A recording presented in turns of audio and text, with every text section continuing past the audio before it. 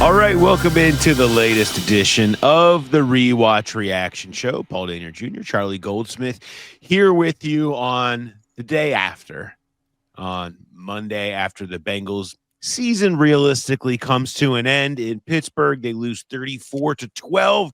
Charlie, the tape has been rough to go through. This show was supposed to be such a fun exercise, and it's really turned into some incredibly some morbid dissections of how a season has gone terribly awry. It's getting harder, it seems. You know what? Inspired by Al Golden, who today talking about some of the defensive plays, went through the list of this guy, this guy, this guy, this guy. I spent a lot more time today, all right, let's make sure I get, kind of everyone's individual role on these plays, because they're just multifaceted. It's not like a few weeks ago where just one guy missed a tackle. This was as multifaceted of a defensive breakdown in the second half as we've seen all season. There have been plenty of them. We have a lot that we're going to get to. We're going to talk about what we saw on this tape. We're going to go to the RNA marketing coach's office, and that is going to have you hearing from Al Golden, who spoke with us this afternoon about some of the plays that went wrong. We're going to talk a little bit about the notable nature of which plays went wrong in this game. We've got some things that we saw. There were some positives. Certainly that we'll touch on, but we're going to go through all of the film from what happened in Pittsburgh. Charlie, I'll do what I always do. I'm going to say, where did you start? Where I started the day was with the story of the day. What I went through my first film rewatch, honestly, was I want to see every time Jalen Ramsey was within 2 feet of Jamar Chase and exactly what was happening. Surprisingly, and we won't get into all the spit stuff now, but surprisingly, there wasn't a whole lot of buildup aside from that one hit very early, specifically between Jamar and Jalen Ramsey. There wasn't much of that, but that led me down the rabbit hole of how aggressively they were double teaming Jamar all day, the way they changed things up, the way they really gave him a lot less free access off the line of scrimmage. So I was going down that rabbit hole, the double rabbit hole. Then I was going to some kind of key determining drives and how they played Jamar. And then I figured something out. I learned something. It turned out that the Bengals made the adjustment to the adjustment. They had the counter. This should have been the Noah Fant game. The double beater they had on two of the biggest moments was one Fant and we can show these plays here, cutting upfield past a linebacker vertically. Here's the first play. Jamar's in the slot. He's about to occupy a lot of attention. Fant, a double move around 41, who doesn't stand a chance. Fant doesn't put his hand up, but he might as well. He is running scot-free, wide open down that left sideline. And the problem was that Flacco faced pressure. And Brown gets whipped around and spun around, and there's pressure up the middle as well coming from the Steelers front. That was kind of the theme of the day. Flacco never got into that rhythm from a timing perspective and an offensive line perspective to take those shots. So moral of the story, he missed Fant on a double move on a potential 35-yard touchdown. The very next play was the pick six. That is a 14-point swing. At this point, it was a 13-9 game late in the third quarter. And then on the next drive, you see something very similar with the Bengals. You see on the play that resulted in the sack that kind of killed that drive when it's 20-9, you see Fant I don't know the specific terminology, but he basically wheels around. I run this play all the time in Madden. He wheels around towards the sideline after Sample kind of digs out the corner to create leverage. And Fant, again, because of the attention they're throwing to Jamar, because they know they're getting a one-on-one man matchup, Fant, you can see at the top of the screen, running scot-free, wide open, 3 steps down the sideline, hand up, touchdown Bengals. It's going to be 20-16. You've got yourself a game. Instead, because Orlando Brown gets beat badly and because Jalen Rivers takes a bad loss as well, there's nowhere to go. Flacco takes the sack, kills the drive. So to sum it all up, because I know this has been long, double, counter with opportunities to Fant, but all day the line just wasn't executing well enough to make those plays matter. We had talked so much about, it's kind of funny how it ends up being a little bit of a premonition, I guess. But we spent so much time last week talking about double-double and then talking about how the offensive line had been holding up enough. And Pittsburgh's, what they did forced the line to hold up just a little bit more. Joe Flacco's time to throw grew a little bit in this game. They forced him to have one extra pat on the ball, and you saw how many times they were just barely able to get home. And the interception is a good example of that, where you end up with TJ Watt just by a millisecond able to get his hand on Joe Flacco right as T. Higgins is going across on that crosser that was wide open. And these plays are another example of it. Orlando Brown having his trouble and Mims having some trouble. Everybody kind of largely, Jalen Rivers had some tough moments in this one as well, where they took advantage of him. Keanu Benton, man, I've loved that guy for a long time. He continues to just be a dude in there. He's their next dude. You can just see it. He's a great player, but they took advantage of that. They took what the Bengals did in the first game, which was turn it into a secondary game, and they found a way, whether it's from reforming their safety room on the fly, which I want us to talk about next here, or from just the scheme and the way they attacked Higgins and Chase to turn it into their game, to turn it into a defensive line versus your offensive line game. They added just that little bit of extra that allowed them to get so many of those wins up front that took out some of the big plays. The theme of the game from the Bengals offense to me was, one, Flacco wasn't able to kind of rip the ball the same. And then you felt the offensive line, you felt that pressure, and you felt the passing game trying to crumble within that, because there weren't the easy answers. There weren't the easy solutions to Jamar and T. And then again, they come up with the answer in the coach's booth. And now the coaches in the scheme had plenty of flaws and plenty of mistakes that we could break down as well.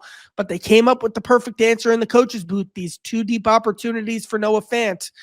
And they resulted again in a 14-point swing, and then what ended up being, I'd say, a 4-point difference between a field goal and a touchdown. And that swings the game. That's the difference. Well, you saw it early in even in their scoring drive. They have to convert a couple of third and longs to Andre Yosvash. They're like, okay, make 80 beat us. Okay. And they did on that drive. But I don't know about you. I think I felt like we even touched on it at the time in the press box. That doesn't feel sustainable. Like you're not going to live in just owning that matchup all day. And that ended up kind of being the case. And kudos to a great plan by the Steelers. The other big difference in this game is that safety room. I want to talk about this right now, because didn't the Steelers do what people have been begging the Bengals to do, right? Their safety room was bad. It was costing them games, and on the fly this season, they have redone it. Well, they moved Jalen Ramsey in. They bring new players in, so they jettison the old ones that were playing out. Now their injury was a part of that and everything else, but it was reformed. It looked stabilized, and they came forth with a good plan where they were a big part of it. Finally, this year, the Bengals in August did something that we had criticized them for years not doing, bringing in those type of veteran guys who were available on the market. Noah Fant, huge success. But then Dalton Reisner, a backup, and Mike Pennell, left town. Those weren't successes. And then there weren't any follow-throughs. There weren't any follow-ups. It's not like they even learned the Noah Fant lesson. It's not like they attacked a position of need like the Steelers did. It's also a Bengals defense that, I know they're trying to keep things really simple, and maybe that's all it is, but they're not taking advantage of the versatility they have in the secondary. I guess you probably should be working in different packages to try to use different skill sets you have in the secondary, move guys around more, but I guess that'd be, too complex for a defense that's trying to keep things simple and easy for these guys. And that's, two hands tied behind your back there that you can only fix by upgrading your personnel. Yeah. It was just sort of a notable takeaway when you look how Pittsburgh had adjusted just in that time frame, just from the last time they were here, essentially, in Cincinnati on that Thursday night, to what they were putting on the field against the Bengals in the second game. So a quick snapshot of some of the things that went wrong offensively. I want to go and switch over, though, to the defensive side of the ball. Bengals fans are like, please, no, do we have to do this again? Yes, we do. And I feel like this is interesting because we saw kind of, while there was some of the same problems, there were a different look to some of those problems in this one. So let's flip inside and let's hit the coach's office. This week on the RNA Marketing Coach's Office, we're going to talk to Al Golden about some of the things that happened on 3rd and long in particular in this game. And there were many that went wrong in those games, many that have been replaying over and over again on highlights on SportsCenter and all the shows today. Some of them not so great for the Bengals, but you're used to seeing that. I do want to remind everybody, though, Coach's Office presented by RNA Marketing. You should know right now. Hopefully you made it over to the growlerpodcast.com, our new website. RNA Marketing heads that up. That's the group. They've sort of been the architect of building our brand in the digital space, and they don't just sponsor the segment. They're kind of shaping our digital home, and we chose them for way more than a website. They're a strategic partner.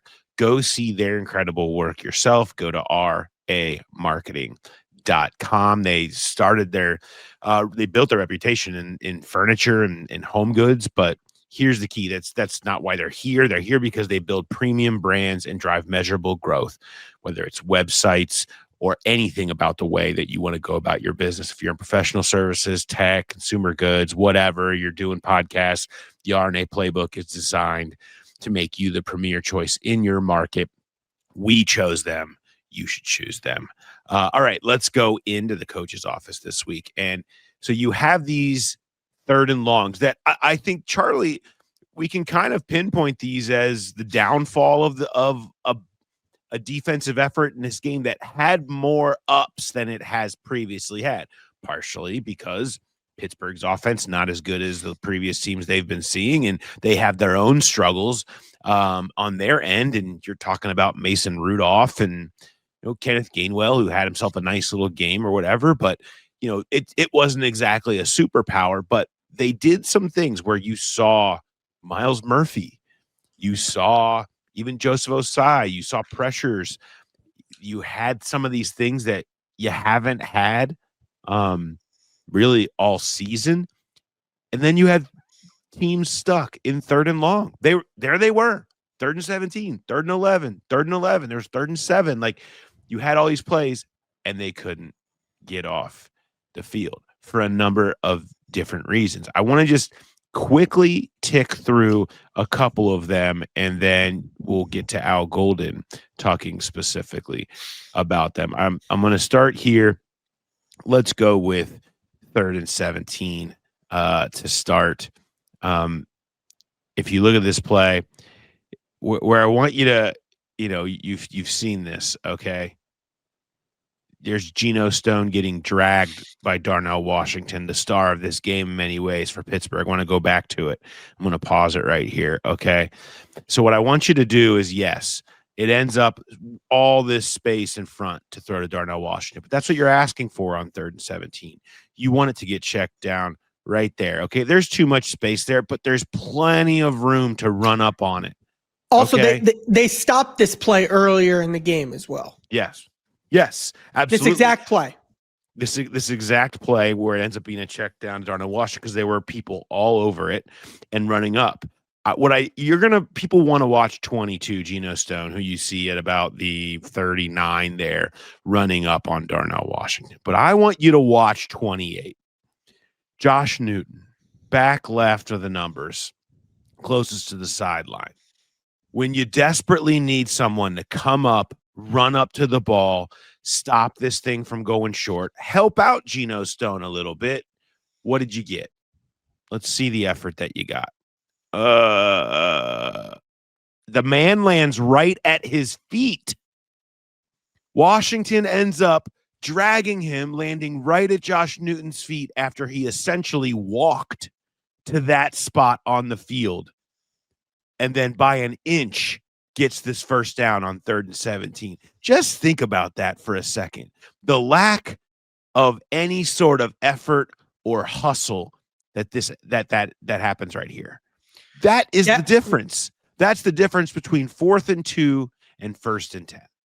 Dax Hill needs to be better as well. I want to make sure Yeah. he's not. And we'll have a Dax Hill play to talk about in a second. But I can't say enough about Josh Newton on this play. Watch it. Here's what it reminds me of. Paul, have you ever helped a car park and he's backing in and you're saying, "You're good.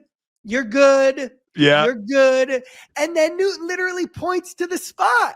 Like Newton is literally backing Darnell Washington in to land exactly at the first down line. And you gotta rally to the ball and tackle harder than that. Yeah, I'm sorry. When you're trying to set some kind of a changing culture on defense and figure things out, this is making Josh Newton inactive for me against the Patriots. This play. This is inexcusable. This is the one thing you got to fix. That can't be what it looks like. It just can't. Like, and you're right. Like, others deserve discussion in here, but effort can't be the problem. You make enough mistakes. Effort like that in tackling can't be the issue. All right, you mentioned Dax Hill. Wait, real quick, just about Josh Newton. I wonder if they elevate Jalen Davis to be their starting slot corner against the Patriots.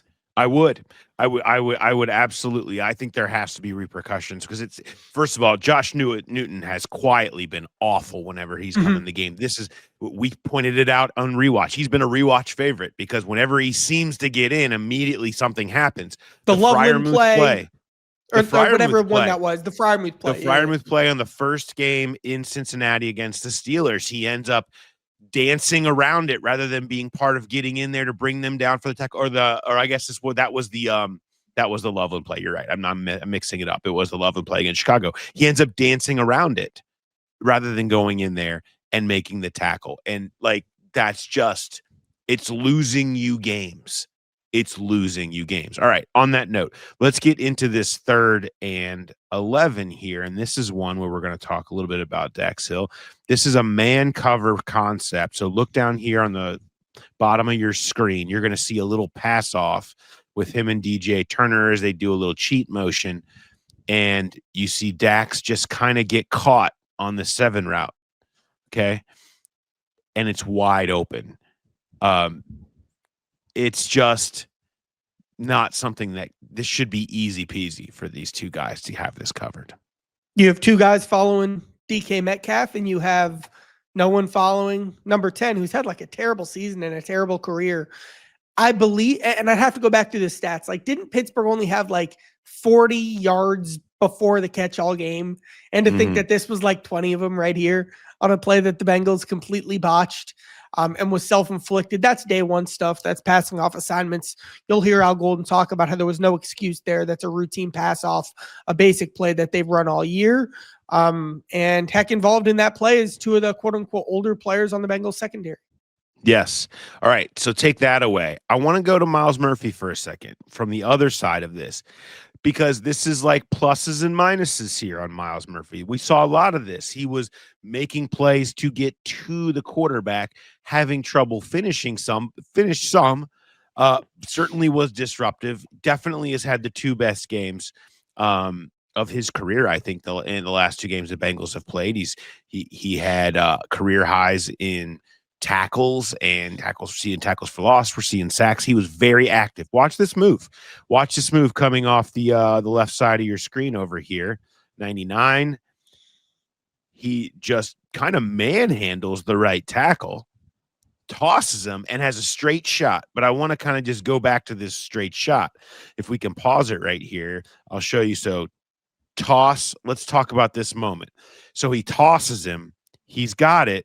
There it is, right? This should be at the ball through the chest, right, Charlie? Basic stuff. They probably do it in the ball disruption drill that you so badly want to do at the beginning of practice. That's the dream. Here you are. He's holding it, looking away. I don't even know if Mason sack Rudolph fumble opportunity. Absolutely. This is prime. Center yourself, be a trait player, explosion right up through the football. Instead, what happens is Rudolph throws it under the armpit. He doesn't even touch him. And it's hard, man. Like, that's an incredibly athletic thing to toss a grown man to the side and then recenter yourself and get there. But that's what you're supposed to do. Like, this is your chance to have the game-changing play and just ends up going underneath his armpit, not seeing the spot. That's the next level for Miles. Okay, you're getting there now. This is good. The finish. That's the problem. I believe, if I'm remembering my Al Golden press conference history correctly, what he calls an opportunity like that is a, quote, frontal profile, which, I mean, what you're saying is like the quarterback's naked. Like, there's your chance. There's the ball. And would be it would be the Bengals equivalent of what ended up being the pick six, even if it weren't a touchdown opportunity like that. I see that play, and also I'm reminded of what happened on the drive before halftime. Honestly, even better than that one. I felt like Miles had the best rush of his career, kind of beating around the edge, screaming around the edge. He showed all of it right before halftime on that 2-minute drive, and then he gets called for a roughing the passer penalty. So was that in his head at all? Did that translate into it all? His approach here, not making contact here, I don't know, but notable that his two best true rushes of the game resulted in a roughing the passer and then a missed opportunity. Yeah, no, I agree. And that's tough, man. At some point it's hard, or you just got to be willing to take on some of those penalties sometimes. Not take on, but like you've got to be willing to live with the fact and get more of a feel. He doesn't have a lot of history getting in there. So you're talking about a guy who's like still maybe developing that feel of when to go for it and when not to. Right there, even if it's a reach out and extension and swatting the ball as you're going through the chest, at least something like that. Again, easy for me to say, dude who can't do anything that looks remotely like that in my dreams athletically, but that's what he's paid to do. That's what he's supposed to be able to do. And it's, getting closer for Myles Murphy, but that's the difference, that in the game-changing play. Let's get to the 3rd and 11 to Kenneth Gainwell. But wait, there's more. Yeah, exactly. So 3rd and 11 to Kenneth Gainwell here. Another huge play in this game. There it is. It's just a standard check down, and then it's a clown car. 3 guys on the ground just hanging out down there. No one can get him down. No one really near. Just has to be more hats to the ball. It just can't be this open. It just can't be this easy on 3rd and 11.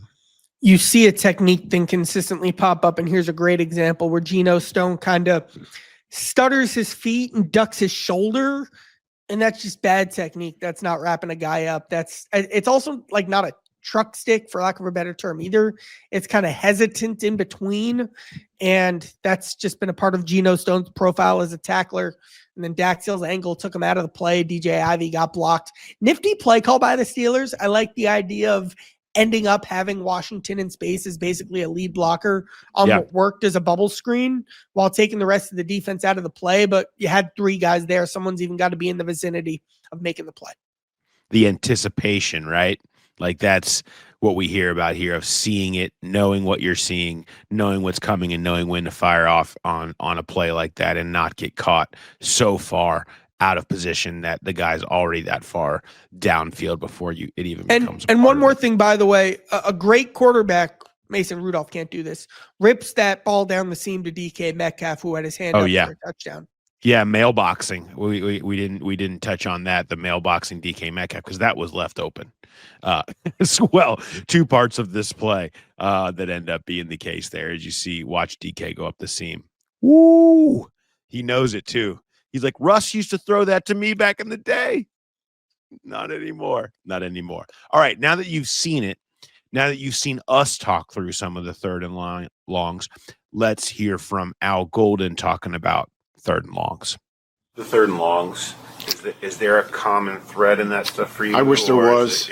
Yeah, I wish there was. The biggest thing is you cannot when you're trying to first of all, 14 out of the backfield is a tough out. Like he's really good out of the backfield, and then 80 as a one-on-one is not good. So number one, populate it, right? So the first time they checked it down to 80, if you look at it, the one where he tried to jump over, we probably had 6 guys populate the ball, and we didn't get that later on.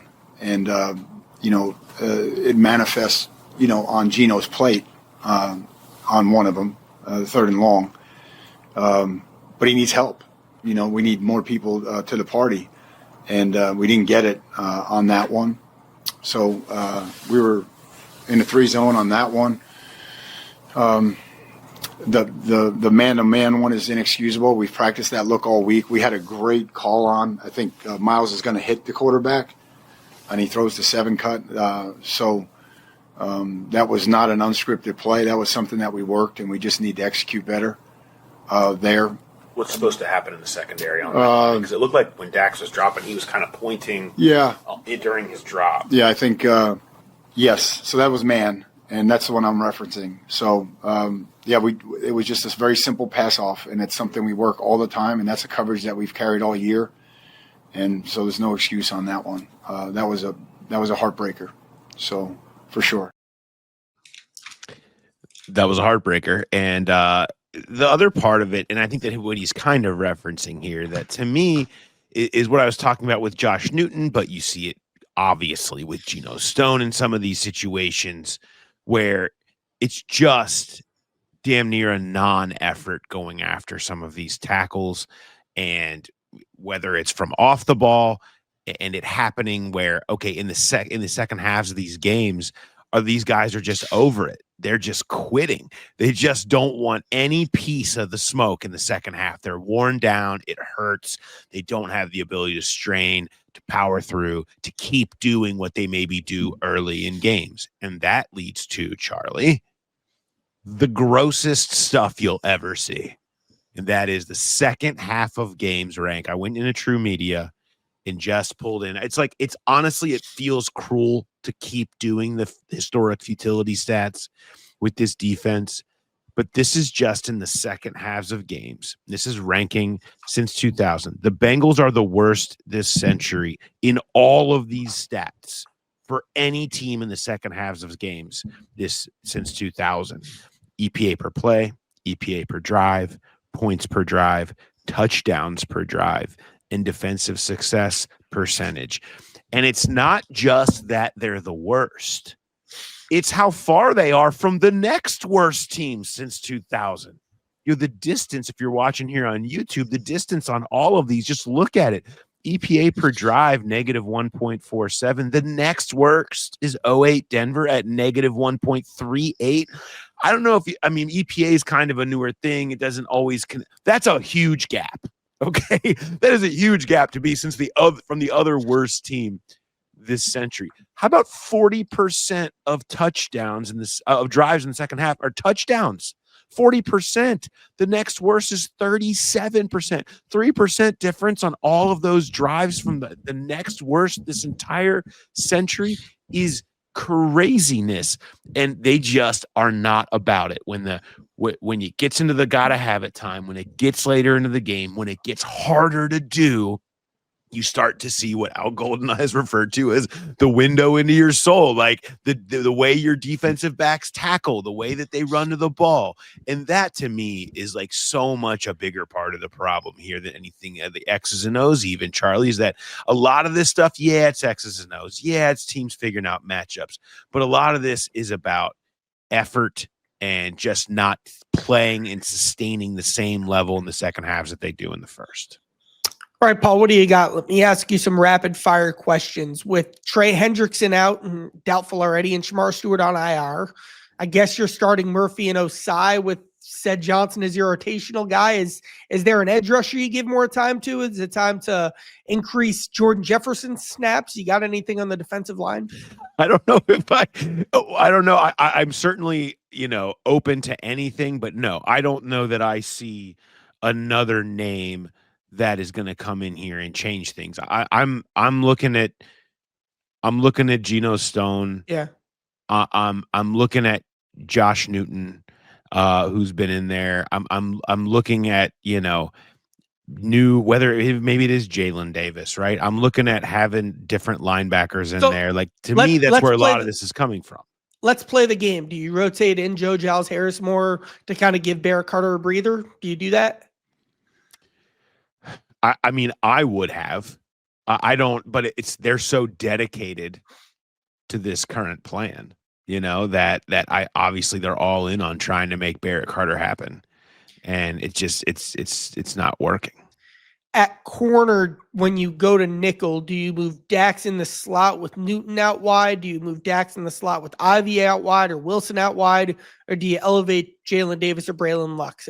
Any of those options most appealing to you? I mean, I'll watch Jalen Davis at this point. I don't know. I don't know that it's necessarily better. I'm about punishing bad effort and guys that don't want it and guys that aren't acting like they want any of this. Because look, it's gonna be bad, right? We're all under the understanding that this is gonna be bad the rest of the year. We're all in the understanding that these guys are gonna make mistakes, that they're not talented enough. I'm not gonna live with it, but I understand it's where you're at. What I'm not gonna do is let you continually go out there and not even try to tackle number 80 or not even try to, run to the ball and finish a tackle or be part of a game-changing play to Colston Loveland or to Darnell Washington here or know what you're doing to track down Kenneth Gainwell. And it's repetitive. It's been going on all year. Like, I understand we talked to Zach Taylor today about, I'm sort of dancing around the Geno Stone topic, but it's about why not do something with tackling? And the idea is, well, there's other things. You got to be able to get people lined up. You got to know what you're doing. You got to protect against the deep ball. Okay. How about just trying something else though at this point? Because the payoff, it's not like they're not out there giving up big plays. They're not having all these problems. Why not just try to give somebody a chance to go figure out and look different than what you're seeing? All right. So who's your 11? I guess it's Tyson, Jordan, Battle. Yeah. Battle, Dax and DJ. Jalen Davis, I guess. I'm guessing I'm going Jalen Davis. Burks. I mean Burks and I guess a rotation still, but I would get Giles Harrison in the mix, at least somebody who's a little bit more of a veteran. Something to give a breather to Barrett Carter, who just looks overwhelmed out there right now. He just looks like he needs to do what you did with Knight, right? They rotated Knight, try to do that. And I'm okay with what Miles is giving you right now. I'm okay with what else they're who they've got. I was fine with that rotation. Their defensive line, I feel like I feel like there is effort there. I don't feel like we've seen lack of effort necessarily on the defensive line. I just don't think they're very good at rushing the passer. The effort stuff, I just think in the willingness to tackle stuff is coming from different places. I would have said, get Shamar out of here right now would have been my previous thing. And maybe that's part of why you saw things feel a little bit tighter up front against the run in this game. You didn't have some of those misfit gaps and things happening there. But I think that, this is, it's a consistent problem. So let me just wrap this up to appreciate the comedy of where this all is at. That would be Miles Murphy, 2 good games, but still hasn't put it together. Plus little production, Joseph Osai on the edge. That would be status quo, BJ Hill and TJ Slayton at defensive tackle. Linebacker, you'd have Joe Giles Harris giving now and then a rotational spell to Barrett Carter. Joe Giles Harris, a special teamer who was like linebacker 8 at the start of training camp. You have Knight and Burks' rotation going on at outside linebacker. At corner, you have DJ Turner, Dax Hill, practice squad Hall of Famer Jalen Davis. That's right. And at safety, you have Tyson Anderson playing the first real defense of his life next to Jordan Battle, who has struggled tackling in his own right. Your new and improved Bengals defense running out of the tunnel. Hey, can they go try? I am here to punish people that aren't trying, Charlie. That's what I'm here to do. Okay, I'm not saying that any of these guys are great or I ever have picked them or wanted this to be what an 11 would look like. I'm here to say those of you out here not trying to tackle should not be playing. Okay, and if that means I'm going to expose myself on the field here with guys that I don't know if they deserve it or whatever or are going to be any better, I want to see guys that go out here and try. This is like an old Lou Anarumo adage. Okay, back in 2020, where it was like, I don't know, they had these guys, whether it was dealing with Carlos Dunlap at that point in time or other more talented Geno at the end of Geno Adkins, he was saying, look, I'd rather go out there and play practice squad guys that I know are going to try hard and do the right thing than go put somebody out there that's going to half-ass it half the time, right? That was his philosophy. I agreed with it. I think that what do they got to lose? Who the hell cares anymore anyway? You're already historically the worst defense in the history of this sport. So might as well go out there and at least put 11 guys who will try hard and want to tackle on the field. Fine by me if they're all practice squatters and has-beens. I have one more question, Paul. If theoretically, you set me up. You're just out here poking the bear right now. You're like, oh, can I keep you going here? Theoretically, it'd be time for the defensive captains to go out for the coin toss, but they don't have any of those left. PJ Hill's still here. Who you sending out for the coin toss? Let's say it has to be 3 guys on defense. Who are you picking? All right. Well, I guess let's Joe Giles Harris with his New England ties, right? I'm gonna do the Zach thing where he starts finding out random ties from colleges or high schools or hometowns, right? So we'll go with we have to figure out some New England people. Somebody that has some Boston ties or something like that. Maybe we'll get them out there. Antoine Powell-Ryland, did he go to Boston College? No, he went to Virginia Tech. I messed that up. He went to Virginia Tech. And you have to give me a second to look into the deep biographies of everybody on this defense before I can properly answer that. But I'm looking for any random tie to the entire New England area, even like someone who spent a summer in Maine. All right, fine. It doesn't matter. They don't have any real captains over there. I would send DJ Turner out there. I'd be like, this is our guy. He's our best guy. I'd send DJ Turner out there and whoever you thought played the hardest the game before. Maybe it is Miles. Send me, I don't care who it is. Ship out whoever you think played the hardest the game before and DJ Turner and flip the damn coin. Send us your captains at, what is it, the Growler Podcast at gmail.com? The Growler Podcast at gmail.com. I wanted to get to this long ago. You probably get the point, but here's Al Golden talking about effort in tackling. When you talk about getting more hats to the ball, some of those tackling situations, is that just running, hustle? It's effort, anticipation, vision. Like for example, on the last 3rd and 11, we should. By the time the quarterback hitches and then goes flat, he's not going back at that point. The rush is coming, so he's not going to hitch again and then go downfield. So once he does that, we got to snap our eyes and vision, and we got to go.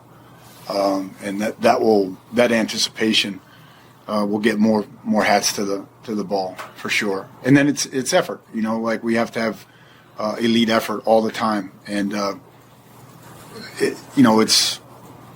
we had so many plays where we had great effort. Joe Osai, Miles Murphy. I mean, just chase plays. Guys on the perimeter, and so we need the same, to be true on a couple of those plays as well. It's effort. And that is the coordinator saying it in week 11. It's effort. And that to me is the inexcusable part of this. It's the one thing you can control. You might not be very good and all that. It's effort. And that's a problem in my eyes. You know where there's never an issue with effort though, Charlie? RNA marketing. That's right. Never an issue. If your business is ready to stop tinkering and start building a serious professional brand that gets you results, you need to talk to the team at RNA. They are the real deal. We trust them with our brand, and that's the best endorsement that I can give. So visit them today at ramarketing.com. That's ramarketing.com. Schedule a consultation. Tell them the Growler Podcast sent you, and you know that you're going to get 100% effort from them all the time. Charlie, did you come here with the intent of trying to fire me up? Because I feel like you did. I feel like you had that inside of you and you just wanted to. So do we have Giles Harris run out of the tunnel first? Do we save him for the middle of the pack? Got to end with Turner, but you also got to make sure maybe you lead with Tyson Anderson because that would create some good buzz. Yeah. Do they announce the defensive starters ever again at Paycor Stadium this season, or do they just pass on them? Ever again? Ever again? I was just going to say the rest of the season. But it feels like they should probably just pass on that, probably not worth the booze that you're going to receive. All right. I have one potpourri item. We went long, so we don't need to go super deep into anything. But I do have one piece of NFL Pro potpourri today, and it's not even a video. It's just a screenshot. I titled this "Anatomy of a Pick Six." If you look down in that mass of humanity, you can kind of see it in the middle there. There's a 1 and a 6 that's being sandwiched by 3 guys. One is hopping onto him. Did you see what was a touchdown the other day where the guy got a personal foul for hugging the goalpost? Jumped onto it. Oh, Adam I saw that. Pac-Man Jones Yeah. did this back in the day for the Titans when he was a rookie, ran up, hugged the goalpost, and kind of slid down it. I feel like that's kind of what we see. I think that's Nate Herbig doing to Flacco while TJ Watt takes out his ribs on the other side and then someone pushes right back into his face. And then there's the ball going directly. He's open. Yeah, wide open. And behind him, T. Higgins, who was like, oh, look at all this space that I had that I was running to. But that's just how it happens, right? It's you let TJ Watt get around, you let another guy get through, the pocket breaks down, a throw comes out sideways, the season's over. That's what happens. That's what it looks like. It looks painful, by the way. Do you think Flacco was okay after he took the big hit from Watt? We were talking about this in the locker room today. TJ Watt knew exactly what he was doing driving Joe Flacco into the ground. That was clearly purposeful. I think he was perfectly fine taking that 15-yard penalty, thinking that he would be getting Joe Flacco and his shoulder out of this game. But did you think he still looked okay after that? I don't. I go back to he was really ripping the ball in the first drive. Those throws to Yoshi, even the touchdown to T, really comfortable, smooth throw. And he just never felt quite. And then you add in the pressure and you add in being sped up. And I mean, I can't tell you whether or not he was 100%, but if, or whether medically what that would say, but he looked like a guy, especially who didn't look like he felt like he was 100% either. Yeah. With how quickly he was trying to make some of these reads and these throws, and nothing was in rhythm. So yeah, I think he was banged up a bit, and that impacted his play over the course of the game. All right. Well, we've solved it here, Charlie. I mean, I guess if I was the coach and made all these decisions and then they gave up another 55, I don't know if I would get fired for it, but everybody should have their jobs on the line anyway. What does it matter? All right. We've got all the stuff coming your way this week. PD&J tomorrow, plus Mo. So we are going to get into some of the Jamar Chase stuff there. Charlie, maybe you can think how you would feel about this.